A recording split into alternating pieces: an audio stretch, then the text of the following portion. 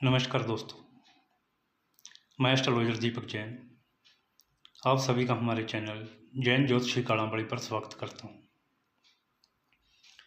आज हम जो विषय लेने जा रहे हैं वो है बुध की खराबी। बुध के क्या क्या सिम्टम्स हैं, इसके बारे में हम चर्चा करेंगे कि जब भी बुध खराबी पर आता है तो ऐसे व्यक्ति की सबसे पहले स्किन की दिक्कत शुरू हो जाएगी, उसकी वाणी खराब हो जाएगी। वाणी खराब का मतलब कि वो सामने वाले को कब बुरा भला कह दे कुछ नहीं पता, और बुद्धि में ऐसे ख्याल आते जाएंगे कि सारी दुनिया ही उसकी दुश्मन हो चुकी है। बहन बुआ का संबंध खराब होगा, व्यापार में भी उतार चढ़ाव आने शुरू हो जाते हैं। ये सभी बुध ग्रह की खराबी की निशानियां हैं। बुध ग्रह की मेजर जो खराबी है, जिसका इलाज शायद बाहर से ना मिले, वो अपने अंदर से ही ढूंढना पड़ेगा। कुछ प्रॉब्लमें उपायों से हल की जाती है, लेकिन कुछ जो प्रॉब्लमें आती हैं वो हमारी आदतें हैं। उन आदतों में अगर सुधार कर दिया जाए तब वो स्थितियाँ ठीक होनी शुरू हो जाएंगी। नहीं तो लाख उपाय कर लो, उन चीज़ों का कोई उपाय नहीं है। वो तुम्हारी आदत है, और वो क्या है आज इसके बारे में हम चर्चा करेंगे। कि एक बार एक व्यक्ति था, वो धीरे धीरे अमीर होता चला गया। अच्छा खासा मान सम्मान था, अच्छा खासा वो मान सम्मान करता भी था जो भी उसके पास जाता था। लेकिन धीरे धीरे क्या हुआ, उसके पास पैसा बढ़ता गया, उसके पास शोहरत बढ़ती गई, उसको थोड़ा सा अहंकार होना शुरू हो गया।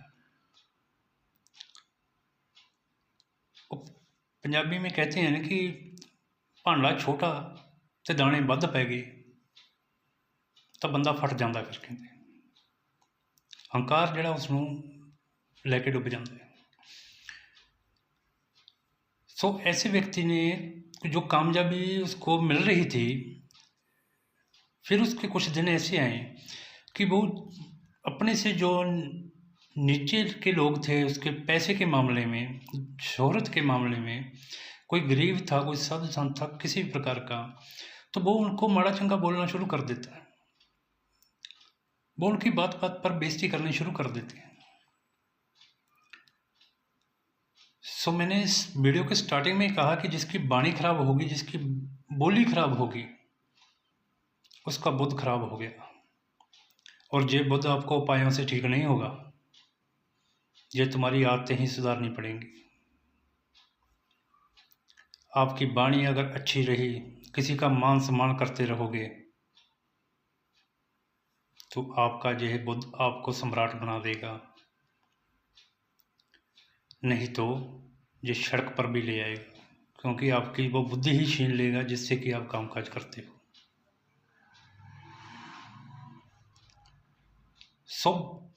कहानी को आगे लेके जाते हुए कहते हैं कि बुध जो खराबी पर उसकी वाणी खराब कर रहा था, वो हर किसी को बुरा भला कहना शुरू कर दिया उसने। तो धीरे धीरे उसके काम में लॉसेस आने शुरू हो गए, ग्रह क्लेश भी रहने लग गया पति पत्नी के बीच में, घर में बीमारी भी लंबी आनी शुरू हो गई।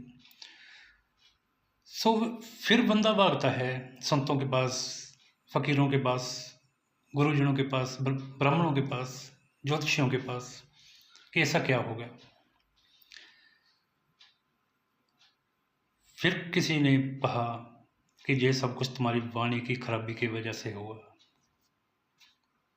अच्छा खासा तुम तरक्की कर रहे थे, वाणी खराब कर ली, जिसका बुध खराब है उसकी कुंडली सारी ही खराब हो जाती है। कुछ ऐसे भी व्यक्ति थे जिनका उस आदमी ने निरादर किया, क्योंकि वो उस समय गरीब थे।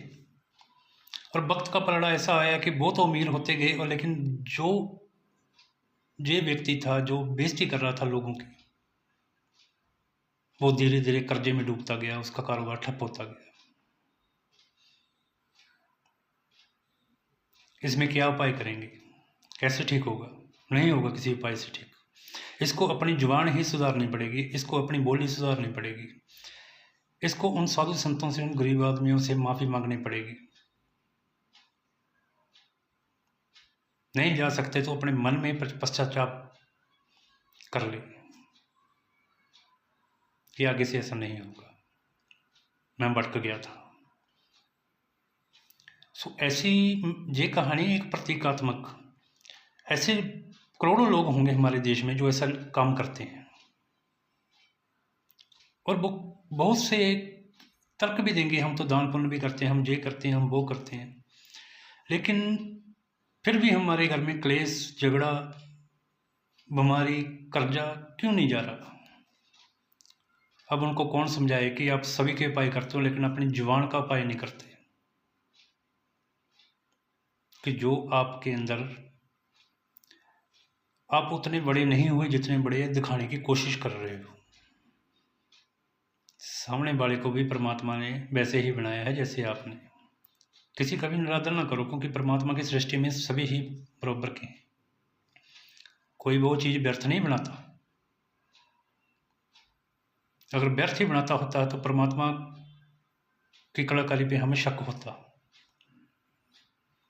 वो क्यों करेगा ऐसा?